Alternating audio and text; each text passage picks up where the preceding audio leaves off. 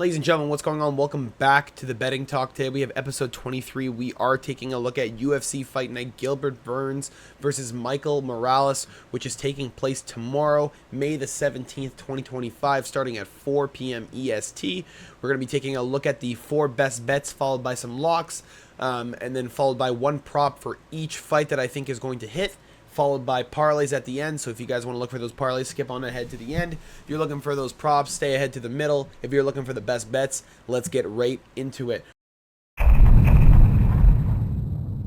going to start off with the first early lock of the night, which I would like to know where the hell my cam is here. Bang! There I am. What's going on? We have the first best bet of the evening. Honestly, it was going to be Tisha Pennington. I may put her as an honorable mention in here because I do believe she's a lock of the night. I do not believe she's a best bet because of the tag that's alongside her, minus 340. But we will be taking Carlos Hernandez to beat Hyung-Sung Park at featherweight. Flyweight. I do feel like Carlos Hernandez has a bit of an advantage when it comes to the cardio. I feel like his striking may not be as clean as Hyung-Sung Park in the early rounds, but as the fight goes on, Park has shown against Guk Choi that he doesn't really fare well in the striking later on.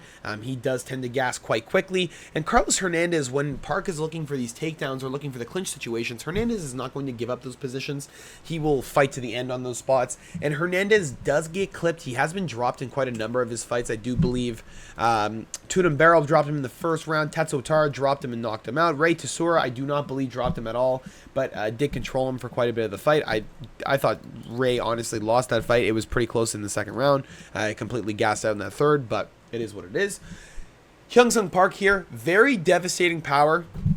Looks for a finish consistently inside of his fights, but in my opinion, has not fought in the better opposition. Carlos Hernandez inside of his career has just fought nasty guys and has consistently been fed to up-and-comers coming out of the road to UFC, and I think Hyung Park here takes the L. I think Carlos Hernandez gets a victory and continues on his little streak that he's starting up here at flyweight. I think, Hernandez is just way better in most situations when they fight. I think the power is on the favor side of Park, but I don't think it's going to pay too much attention to that. I think the grappling is going to be the highlight of the match. I think the length of the match is going to be the highlight. I think these guys are going to go long. I do think that they're going to have a bit of a tough time with each other's game, and I think it's going to be an interesting fight, but Carlos Hernandez gets it done at plus 160. I love it. Carlos Hernandez via submission is live, plus 1400 whenever Park gets gassed.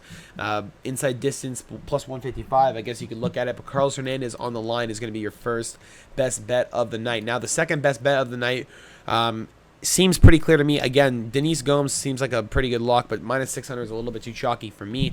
We do like here, though, Luana Santos versus Tanera Lisboa. We're going Luana Santos. Lisboa has been out for a year and a half, knee injury blown out. Luana Santos did have a bit of a tough time with Casey O'Neill and her forward pressure, but again, Santos is 25 years of age, 9 years the younger fighter over Lisboa, and Lisboa is kind of like, whenever she throws shots, I guess it's good, but the only reason why it's good is because you see her get nasty takedowns. You have a lot of girls that she fights against, like Jessica Rose Clark, Reviana Oliveira, who made her UFC debut on that fight against Lisboa. You see that whenever she gets in situations where she's uncomfortable with the striking, which happens very, very quick, she goes immediately to a takedown or a clinch situation. Luana Santos is actually good in those situations, and I don't believe that she's going to get ragdolled to the point where she isn't able to do anything. And Santos, I think, is a little bit crisper inside the boxing exchanges. Now, Lisboa does have nice Muay Thai, but I don't think the kicks are going to be too much of a problem for Santos. She doesn't really throw them a whole lot anyway. I think Lisboa is going to go down. I do think that in the close situations, Lisboa is a little bit slower. I think Santos is going to be able to just kind of pick her apart. This is a close fight. Should be closer to a coin flip. I'm not sure. I guess Lisboa is the underdog due to the inactivity. That also plays a big part for it in my head. I just like to see girls be a little bit more active. Santos has fought 3 times in the time that Lisboa has been off, so her skill levels probably rapidly increase, while Lisboa has been sitting at the same spot waiting for a knee injury to heal. That may not be 100% yet. We're going to take Luana Santos second on the line for the second best bet of the evening. Now we're going to go on to the next fight of the evening, which I like, Jared Gordon versus Thiago Moises. We're taking the side of Jared Gordon to be your third best bet of the evening. perhaps we could go something else, but I'm actually, you know what? We're going to take Jared Gordon as an honorable mention. I think it's because of the fact that Moises, you know what? No, we're doing it. I'm not changing my mind. Jared Gordon. What am I talking about here? Stay with the pick. So Jared Gordon to defeat Thiago Moises. Moises doesn't really deal well with pressure. Jared Gordon has good takedown defense, and whenever he does get on the ground, he does work to get back up. And I do believe in this situation against Moises, he will not be forced on the ground and held there, especially because Jared Gordon has nice clinch work. He has good hips whenever he does get taken down. Does consistently fight for position. Thiago Moises had a problem with Ludovic Klein. Now, that's a big issue for me because he didn't have a problem with Trey Ogden. Trey Ogden's a similar fighter to Moises. A little bit better kicks on the side of Moises, so that kind of pieced up Trey by himself. But Moises here against Klein, Klein was just kind of bullying him with his strikes, kind of forcing the pressure in his face, making him think about a lot of stuff. And whenever Thiago got a little bit worried, he'd shoot that takedown. And Ludovic twice caught that shit and then immediately went right back to striking or got a takedown of his own. Did have to play a little bit of the guard fight, but was able to land some nice ground and pound on Moises and just get the win easy. I think Jared Gordon here, his overwhelming pressure, honestly, I think he beat Nasrat Haqparast. I think he beat Paddy Pimblett. You know, the Jared Gordon no contest. Honestly, he should be 4 and what? 1, 2, 3, 4, 5. Yeah, it should be 4 and 5. 4 and 5 in his last 5. Like, Jesus, dude. What's going on here in his career? It's kind of fucking taking a dive off a cliff, isn't it? I don't think any judge is going to be a little bit partial to Moises. I think it's going to be a fairly judged fight. I think Jared Gordon just takes it. He is the better fighter, realistically, at this point in his career. He's kind of in his prime, exiting it as we speak. And I think he does have a nice little run inside of him. I think he gets it done. I think he's been in the UFC long enough to the point that they're giving him a fight that he can win. And they're giving him a fight that, you know, it is going to be a bit of a challenge. Still a little bit more of a step up than his previous fight against Nasrat Haqparast, but I think it's one that he can win and maybe get a little bit closer to a number on his name at lightweight. I'm going to take Jared Gordon on the line as the 3rd best bet of the evening. Now, we're going to go into the 4th best bet of the evening. If I was being honest, I'd take Nurulzin Ruzaboyev, oversized for the weight class. I'm going to bully the shit out of Stoltzfus and most likely knock him out very early. I was going to take the side of Sadiq Youssef as well as an underdog against Marion Santos as the best bet because I just believe his striking is going to be much more significant against Santos, and Santos is going to get dropped and clipped. I was also thinking about taking Paul Craig, but that's way, way too big of an underdog line to be taking on a guy that you just can't trust when he's been knocked out so many times recently, and Rodolfo Bellato is a one-punch power, real knockout power. I do believe Bellato's going to lose, but, you know, it is what it is. I'm going to be taking the side of Makwezi Acosta against Julian Erosa. Now, Milky, he has had 3 fights in 3 months, or 2 fights in 3 months. This will be the 3rd fight in 3 months. 3 weight cuts in 3 months is not exactly what you want to hear, but Milky's been staying consistent. He looks good, still looks the same. Looks like he's ready to fight. Doesn't look any worse on the scale than he's looked before. Julian Erosa, this kind of feels like a feed. Realistically, it feels like a feed. Julian Erosa's beating who? Darren Elkins. He caught C-Rod, luckily. Ricardo Ramos. Other than that, who? Hakeem Dawodu? Come on, bro. What are we? We're talking about Steven Peterson? Really? This is who we're comparing Costa to? No. No chance. Makwezi Acosta is going to probably finish Julian Erosa early on in the fight. I think he's just better on the ground, man. Erosa's good, but it's like you're dealing with a young kid who's been training jiu-jitsu since he was fucking 6, and the game's adapted, bro. You're dealing with a guy who learned everything you learned while you were 25 when he was young. When he was fucking 8. I think Makwezi Acosta gets it done. I think his striking's significant. I think Julian Erosa has a bit of a problem going late. Most of his fights recently have ended inside the 1st round. His last 5 fights inside the 1st round. I think this is going to be no different. I think Makwezi Acosta finishes him early. I think he gets it done. I think Costa, you know, starts improving a little bit faster at featherweight. I think it's another fight by August, maybe September, and we move on to see a contender make a run at it. He's 28 years of age, man. He's looking good. He looks sharp. He looked a lot better since that Steve Garcia knockout. You know, the Nurmberg choke was nasty. The Andre Fili guillotine was fucking good, especially because Fili just kind of gave it to him, which was kind of sad. Christian Rodriguez decision takes some distance. It does worry me a little bit because Julian Erosa, you know, similar to Andre Fili, but in a way, Andre Fili at least can go distance. He can fight long. He doesn't have to deal with, you know, the early the early finishes of guys. Like he likes to take a distance. He likes to work you. He likes to mix it up. This isn't going to be that. Juliana Rosa and Mikwesi Acosta under 1.5 rounds is probably your lockup, but we will be taking Costa on the line as your 4th best bet of the evening. Now, with that said and done, you do have a plus 1,031 parlay at the end if that's what you would like to play. Let's just make this full screen real quick so that we don't look stupid here. There we go. I will also pull up real quick while we're talking about it, guys. I'm going to pull up the Maple Leafs game. I want fucking Florida to win, so we're going to hope that happened. Yeah, $25 wins you $300. I don't mind that for an early parlay, or excuse me, for the lockup parlay for the 4 best bets. I do like those 4 to win. And if you don't like those, you can take 4 locks if you'd like. Tisha Pennington, Denise Gomes, Nurlston Ruzaboyev, and then you can take, where is he here? Yater Del Valle at minus 550, plus 150 for a 4-pick parlay. That's why you do not pick locks. That's why you got to look at the best bets instead of the lock. So now we're going to take a look at one parlay, or excuse me, one prop from every single fight that I like for the night. Now let's run right into it. Tisha Pennington versus Luana Pinheiro. We're going to take the side of over 2.5 rounds, minus 500. Probably where you're looking, but it's a little bit sketchy. I guess Tisha Pennington minus 3.5 at plus 100 isn't too bad. I do believe she can take most of the rounds off Pinheiro, if not finish her late when Pinheiro starts to fall off the face of the earth due to gas. Now, Hyung-Sung Park versus Carlos Hernandez, not to go distance is probably where you're sitting for the best prop. Plus 155. I do believe Hernandez can get dropped, and if not, Hernandez can get a submission victory or a knockout victory late. After Park gasses. I do believe Carlos Hernandez gets it done at a plus 160 though, but if you're a little bit worried about that, maybe take Carlos Hernandez plus 3.5. I don't think he gets finished, but I think Hernandez is live for a finish realistically, but I guess we'll see. I don't think Park has what it takes to make a distance with this guy. I don't think he has what it takes to make it out of the 3rd round. Realistically, he seems like he gasses quite quick, and Carlos Hernandez is a bit of a different animal than the guys he's been fighting. Elise Reed versus Denise Gomes. The best bet you can really make on this is Denise Gomes by knockout or finish. Most likely not going to happen, but Elise Reed has not had a loss in her career where she hasn't gotten finished. So look for the side of not to go distance to be your best bet, plus 115. It is a little bit sketchy because you're betting on women's MMA, but Denise Gomes is probably the best woman to bet on for a finish right now inside of women's MMA that's at the low level.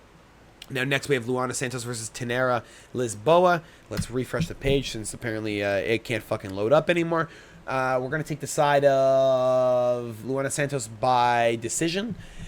Submission is live. Lisboa has been inactive for 1.5 years, but I do believe just the side of Santos would be more beneficial than taking the side of Lisboa, which you have no fucking side or no clue of where she sits. And at least Santos has had 3 fights in the last 1.5 years. You can at least see where she's been improving and where she has the holes. Now, Yater Duvall versus Connor Matthews. Duvall by finish under 2.5 rounds is probably where you're sitting. Plus 115 isn't too bad if you want to just take the knockout prop, because of the fact that Connor Matthews has been knocked out and finished 3 times in his fucking career inside the UFC and never seems to get a win outside of Contender Series. You can do that as well. Connor Matthews most likely not making it out of the 3rd round. We'll see what happens. Now, as I'm saying all this, I guess I should pick all of... Oh, I'm getting a text. Wait, what happened? Oh, 2-0 Toronto. Oh, wow. Oh, okay. Well, I didn't see that. Well, we lost. It is what it is. Anyway, Tisha Pennington, what did I say? I said minus 3.5, so we take that. Hyung-Sung Park, Carlos Hernandez, you take... I guess I said not to go distance, but I'll take Carlos Hernandez plus 3.5. Seems a little bit better.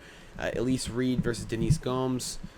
Denise Gomes minus 3.5. Yeah, we can take that as one of the best bets, or one of the better bets. Santos, we're gonna take. I guess Santos on the line for the. I'm just picking parlays, guys. But again, I am saying the best props still. Duvall by finish. There we go. Okay, now Jared Gordon versus Thiago Moises. You're probably looking at over 2.5 rounds here. I think these guys are going distance. Gabe Green versus Mateus Camilo. Gabe Green here is probably the smartest bet. I'm not sure why he's such a big underdog. I do understand he doesn't have a whole lot of wins inside the UFC. Last time around gets knocked out really quick by Brian Battle. But Mateus Camilo is coming off of a win over the dude who wanted a shot inside the UFC at that UFC presser. And I'm not sure why we're giving him so much love here, but apparently that as soon as you say that, that's just how you become a favorite inside your UFC debut. We're going to take the side of Gabe Green plus 3.5. Julian Erosa versus Makwilzi Acosta. I like Costa by finish, bro. I do. So we're going to take Costa to win via KO or submission. That's what I like. Now, Dustin Stoltz versus Nurostem Ruzaboyev. Ruzaboyev by finish. We're going to just take Ruzaboyev on the line so that he doesn't screw us over with some dumb decision against Stoltzfus, but I do believe that he's going to, knock out Stoltzfus very quick, very early. Sadiq Youssef versus Marion Santos. We're taking the side of Sadiq Youssef plus 3.5. No way he gets knocked out by Santos, I don't think, and I think Youssef can knock him out himself if he so chooses. Rodolfo Balata versus Paul Craig. Once again, this site does not feel like loading up. There we go. We have... I guess we'll take the side of... I'm not sure. Paul Craig, but I'm not going to put that in the parlay. I think Paul Craig by submission is probably your best bet. I don't think Balata is going to be able to get it done. I think he's just a lot worse than anyone inside the UFC at this fucking weight class, and Paul Craig is fighting for his job. So if he doesn't win, he loses his livelihood. So that's something to think about. Next, Gilbert Burns versus Michael Morales. Michael Morales by finish is probably where you're sitting. Gilbert Burns doesn't really stand a chance not to go distance. It's probably your best bet. Plus 32,000. 25 earns you 8K back. You want to get rid of that Gilbert Burns fight. 25 earns you 5.5. Not bad. Not the worst thing in the world, but... Okay. Well, my buddy's telling me I told you so. Shut up, Colin. I don't care. You suck. All right. We're going to go to the parlays now. If you guys are here for the parlays, welcome. Let's toss up a couple of them, and then we'll get you out of here and get you done with your betting talk. Now, we're going to look at an early parlay that is Tisha Pennington, Carlos Hernandez, oh my God, and Denise Gomes, I guess 3.5, plus 400. 25 wins you plus, or 127. It's not bad. It's not the worst in the world. Maybe Hernandez plus 3.5, Pennington, Santos, plus 244. You want to put Denise in there, plus 300. Maybe you put the lines in there instead, plus 500. I do like that a little bit, but it kind of gets a little bit more difficult as you look at it because you're kind of getting fucking worried. Let's do this. We're going to take Costa. We're going to take Ruzaboyev. We're going to take Sadiq plus 3.5. I like this as a parlay, honestly. But as you get to like 5 picks, it starts getting a little bit more sketchy. If you want to get a little bit more value in for your parlays, you can do something like this if you want. Plus 477, excuse me. You could also do, because it's kind of hard to make money on this card, I'm not going to lie. Like, realistically, you should chase it. Like, these are your best bets, guys. Like, if you're trying to make a parlay, this is probably the best parlay you're going to be able to make the whole night. $774 for a 7-pick isn't too bad. You got, what, one underdog on there, Sadiq Youssef. I do like Sadiq Youssef a lot. If you want to get it, a little bit safer, you take out, who's the one you take out? I guess, if you're sketched out about Luana Santos and Lisboa, but I'm not really sketched out about that.